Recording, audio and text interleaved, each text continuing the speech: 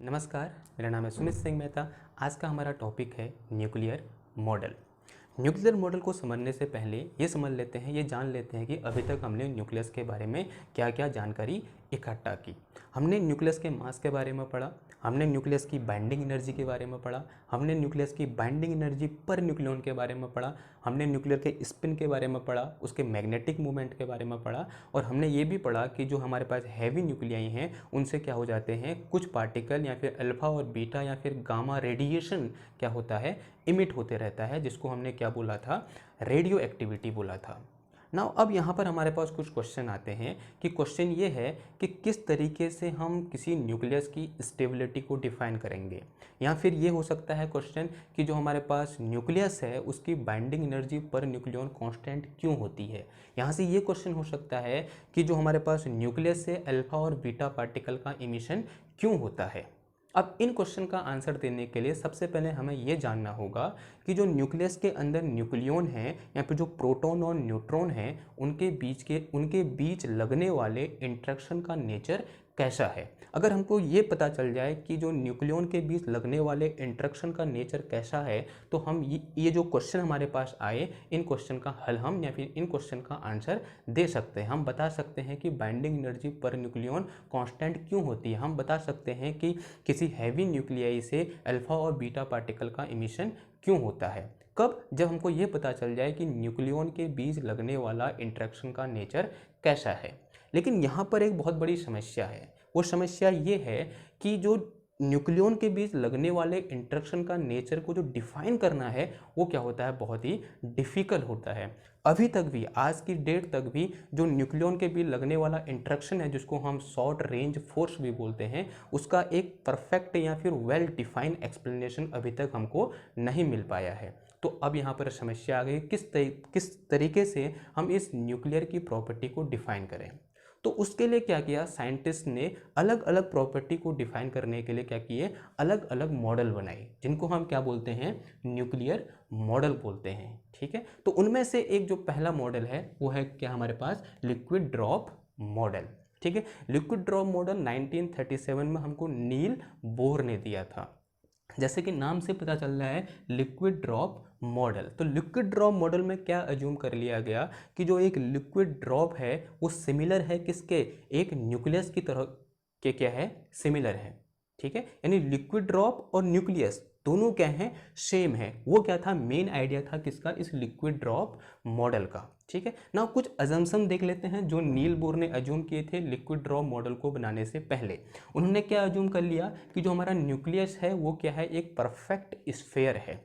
ठीक है, यानी उसको हम कंप्रेस नहीं कर सकते, वो एक स्फेरिकल शेप का है न्यूक्लियस। ठीक है, अगर स्फेरिकल शेप का न्यूक्लियस है तो उसका कुछ क्या होगा, रेडियस होगा, और वो रेडियस कितना होगा, इतना होगा। ठीक है, जो ये फॉर्मूला हमने पहले भी ड्राइव कर रखा है, जहाँ ए क्या है, हमारे पास मास नंबर है, और ये कैपिटल आर क्या है, ये उस स्फेरिकल न्यूक्लियस की रेडियस है, और ये आर नॉट क्या है, कोई कांस्टेंट है जिसकी वैल्यू 1.2 से 1.4 फेम्टोमीटर के बीच में लाई करती है। ओके, ये तो क्या हो गया, पहला अजम्पशन हो गया। दूसरा अजम्पशन ये था कि nuclear force is identical for each nucleon. अब ईच न्यूक्लियन के लिए जो न्यूक्लियर फोर्स होगा वो क्या होगा, आइडेंटिकल होगा, चाहे वो न्यूक्लियन न्यूक्लियस की सरफेस में हो या फिर न्यूक्लियस के सेंटर पे हो, उस पर लगने वाला फोर्स क्या होगा, आइडेंटिकल होगा। ठीक है, ये दूसरा अजम्पशन था। तीसरा अजम्पशन क्या था कि जो न्यूक्लियर फोर्स होगा वो कैसा होगा, सैचुरेटेड होगा। अब न्यूक्लियर फोर्स के सैचुरेटेड होने से क्या मतलब है, इसका मतलब हुआ कि यदि हमारे पास यहाँ पर कोई एक न्यूक्लियन है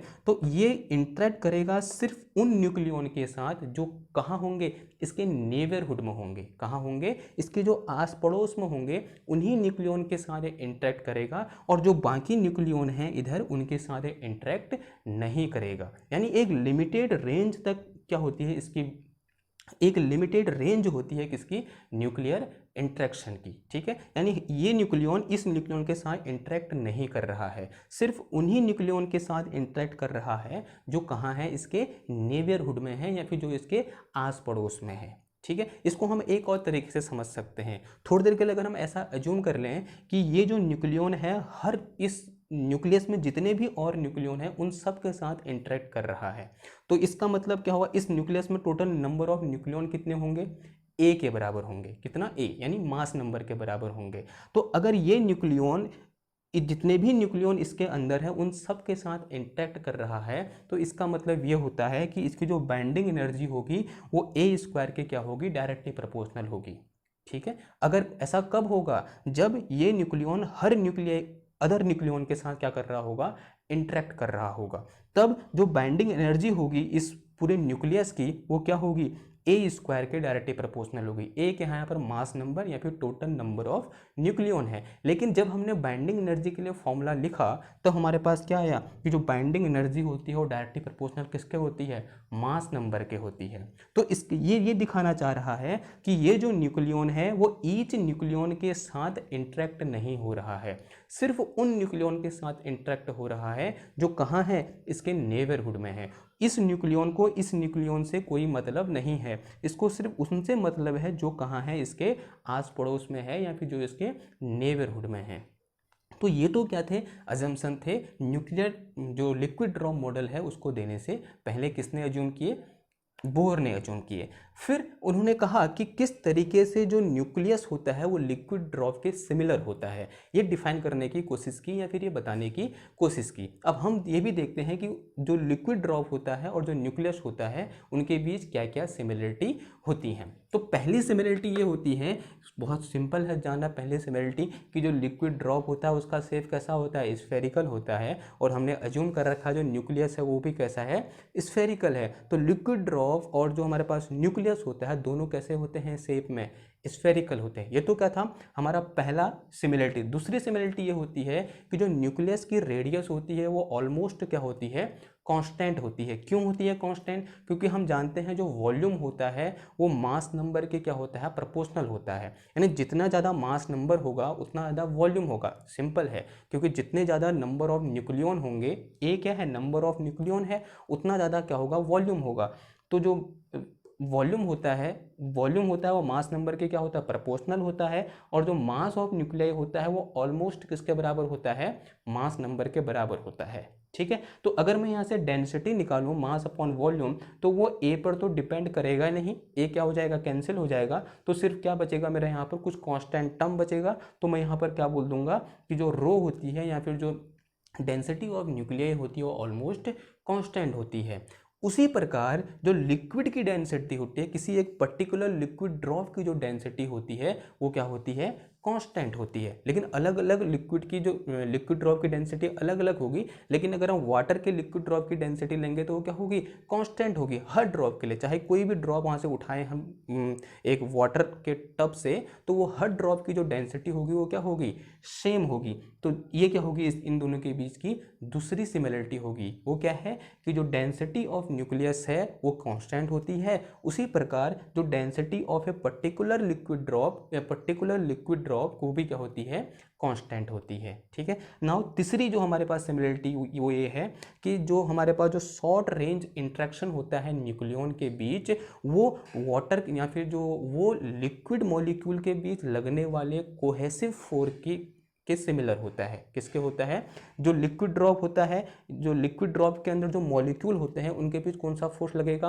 कोहेसिव फोर्स लगेगा। तो वो जो कोहेसिव फोर्स है किसके सिमिलर होता है? न्यूक्लियन के बीच लगने वाले शॉर्ट रेंज फोर्स के क्या होता है?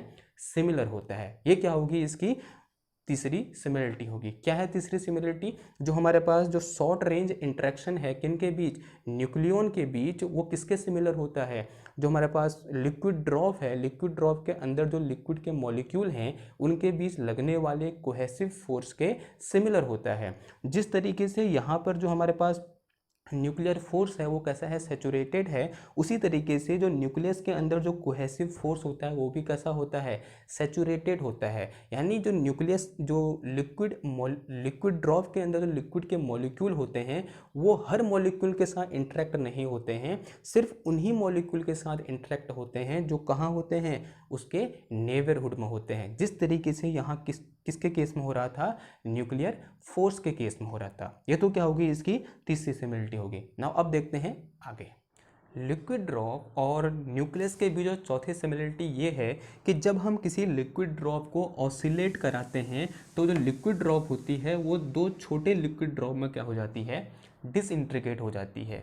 उसी प्रकार जो अगर मान लिया मैंने अज्यूम कर लिया कि यहाँ पर हमारे पास क्या है, एक हैवी न्यूक्लियाई है, और ये जो हैवी न्यूक्लियाई जब किसी एक न्यूट्रॉन को कैप्चर करता है तो ये हैवी न्यूक्लियाई दो स्मॉल न्यूक्लियाई या फिर दो मिड रेंज न्यूक्लियाई में क्या हो जाता है, डिसइंटीग्रेट हो जाता है, जिसे हम क्या बोलते हैं, फिजन बोलते हैं। तो ये क्या थी, लिक्विड ड्रॉप और न्यूक्लियस के बीच की चौथी सिमिलरिटी थी। क्या थी कि जब हम लिक्विड ड्रॉप को ऑसिलेट कराते हैं वो क्या होती है, दो छोटी ड्रॉप में क्या हो जाती है, डिसइंटीग्रेट हो जाती है। उसी प्रकार जब हम न्यूक्लियस में, जब कोई न्यूक्लियस या फिर जब कोई हैवी न्यूक्लियस किसी न्यूट्रॉन को कैप्चर करता है या फिर वो कैप्चर करेगा तो क्या करेगा, ऑसिलेट करेगा। ऑसिलेट करने के बाद क्या होता है, वो छोटे दो अलग अलग छोटे न्यूक्लियाई में क्या हो जाता है, डिसइंटीग्रेट हो जाता है, या फिर दो स्मॉल न्यूक्लियाई बोल सकते हैं, या फिर हम उसको क्या बोल सकते हैं, मिड रेंज न्यूक्लियाई में क्या हो जाता है, डिसइंटीग्रेट हो जाता है, जिसे हम क्या बोलते हैं, इस प्रोसेस को हम क्या बोलते हैं, न्यूक्लियर